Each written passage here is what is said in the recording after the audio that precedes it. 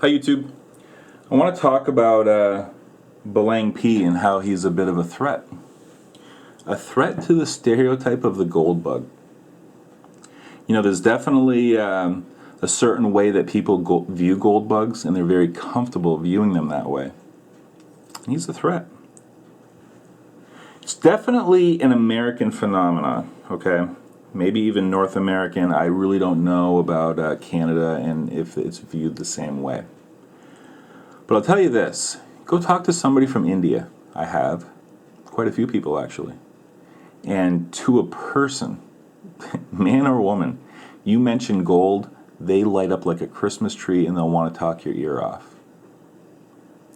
Okay? You talk to somebody from Asia, and it's not quite as... in all honesty, the sample I've taken from people from India has been 100%, and Asia's been a little bit more hit and miss. But for the most part, it's the same reaction. They love it. And, even in this country, if you buy the appropriate form of gold, you'll get the right reaction. Hey, check out this gold necklace I just bought. Oh, that is just lovely. Yeah, isn't it? A nice rope necklace. I love it. Yeah, I also bought this piece of gold bullion, this coin. I don't even know you anymore. You get this odd reaction. Because people have in their mind, the guy with the beard that's grown to socially unacceptable lengths, and he's working on his manifesto, and he's living in a cabin in the woods, and he's hoarding it. That's kind of the image of the Goldbug that people are very comfortable having. Why? Because it's easy to discredit. So let's get into this. So I was watching an interview with Belangp on the Day Trade show. Okay, Don Harold was interviewing Belangp. And let me just get out in front of this and say that the interview series that Don has been doing has been outstanding. Okay, I don't know if people fully appreciate how much of a talent and a skill that is that he has for this, but he's great at it. And I've heard a couple of interviews now with Belangp. I heard one on Elijah Johnson's channel, and now this one. If there's any others out there, let me know. But I'd like to tell you that this is when he's at his best. I can't do that, though, because that would be doing a discredit to his absolutely phenomenal work on YouTube. So I'll call it 1A and 1B. But I was curious. I like to see what people's reactions are. So I went to the comment section shortly after the interview, which, again, was outstanding. And there's no way to listen to Belangp and think, well, this guy's a jerk, This guy's arrogant, this guy's smug. I deal with a lot of highly intelligent people. It's part of my job. And I found that they come in two different types. The smug, arrogant type, that basically, if you don't get what they're trying to put out there, then you're basically a schmuck, right? It's like David Ortiz getting angry with you that you can't hit the ball 400 feet. And then there's guys that are very generous with their knowledge and understand that they are, in the upper end of the bell curve for intelligence. And so they're going to try to bring it down to a level that you can understand. Okay? Belangp definitely fits into the latter. So just really, really nice guy. I was really surprised by the comments. Going through the comment section, I was really surprised. Now, understand some of it is pretty standard. I call it the silver and gold jilted lovers syndrome.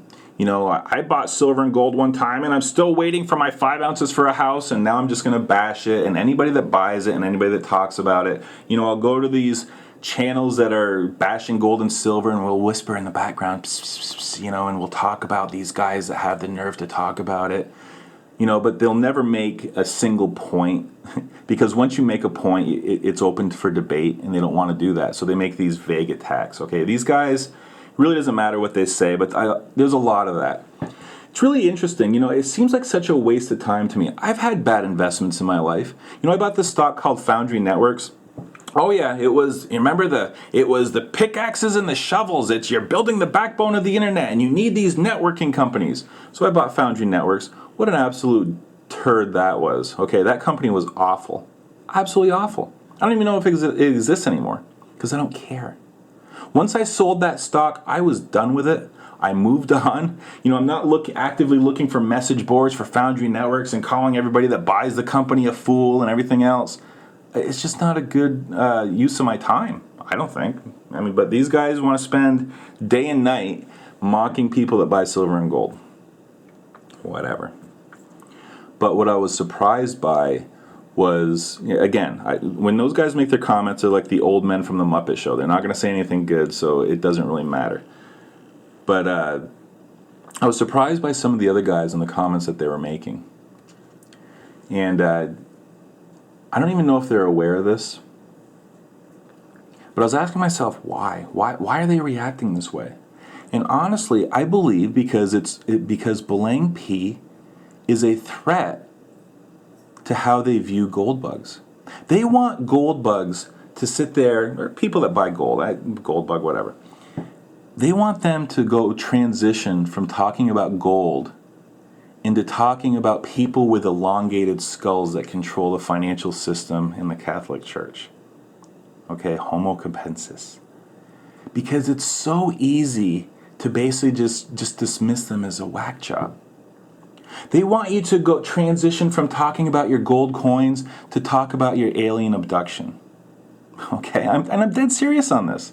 This is the kind of stuff that they want. They want you to look the part. They want you to look like the Unabomber.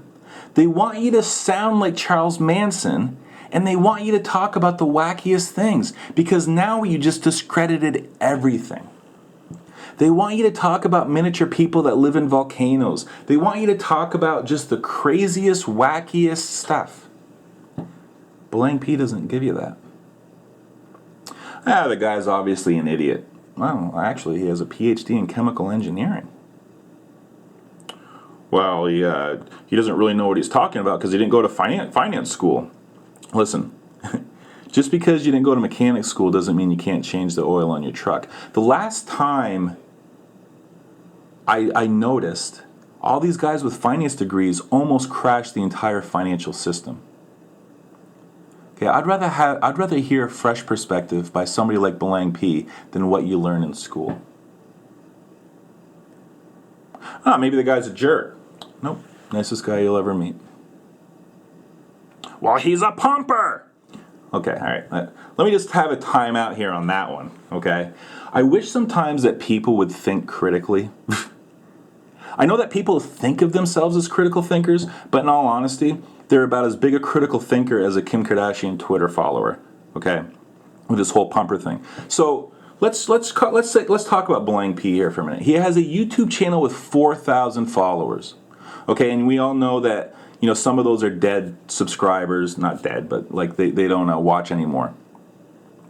So what are we going to call it? 3,000? So do they honestly believe that Belangp thinks that he can influence a $1 trillion market reaching out to 3,000 people? Seriously?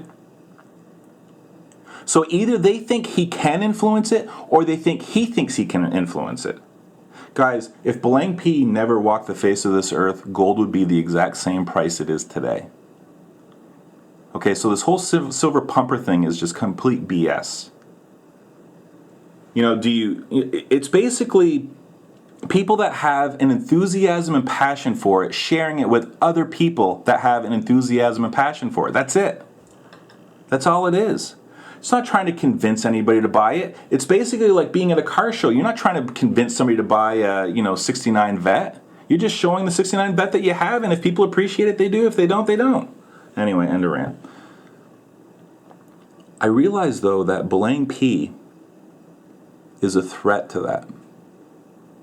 Highly intelligent, articulate, gives his message really well. And that's a threat. So some of these highly intelligent people were having discussions, although I noticed not on his channel. See, Belangp is like that old-time guy in the ring. If you can wrestle with him for 3 minutes, you get $100. And nobody's going to step in the ring with him. Because I go through his comment sections on his video and nobody challenges him. It's bizarre. And I know why. Because his videos are so well thought out with so many facts it's really hard to dispute what he's saying. Hopefully one day he can throw those guys a bone and talk about the time he was abducted by aliens just to help him out. But I expected some of these high-ceiling, brilliant Keynesians, the modern monetary theorists, to go over to his channel and refute what he's saying. They haven't. He'd be more than happy to have that conversation with him, but they don't go over there. Cosmos Gatos, whose comments I really enjoy, and I get it, he's really against the silver and gold crowd. That doesn't keep me from enjoying his comments.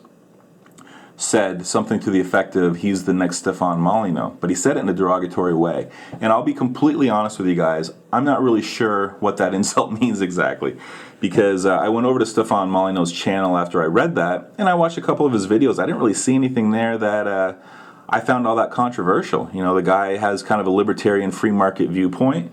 He talks about negative societal trends. Are we not allowed to talk about this stuff? I don't know. I like to talk about it. The reason I like to talk about it on YouTube is because the stuff that you talk about at work, to the average person,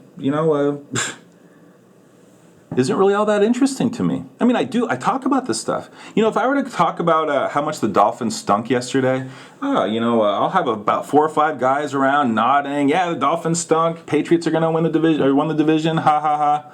If I want to talk about the last episode of American Horror Story, people will be talking with me and everything else. Who got voted out in Survivor? Yeah. We can talk about Kim Kardashian's ass on the cover of that magazine. Yeah. Looked like one of those mooning pumpkins that you see on Halloween. Ha ha ha. Or mooning scarecrows. But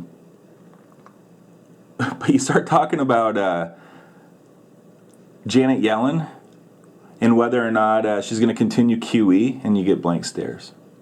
You start talking about Saudi Arabia and their oil output and the reasons behind it, you get blank stares. People are happy to pay lower for gas, but the reasons behind it, they don't know. Talk about the other stuff and you'll have a crowd. That's what's great about this whole YouTube thing. That's why I think most of us do what we do. But I really think that Belangp is a threat. He's a threat to how people view Goldbugs. They don't like that. So I'll be really interested to see, as his channel grows, if more and more people are actually going to go and have that debate with him. So far, I haven't seen it. No, they'll talk about behind his back on other channels to a friendly audience, but they won't go confront him. So, all right, that's my take on Belangp. I'll link his channel, obviously. I'll link the interviews that Don did with him, and let me know what you think. But I'm a fan.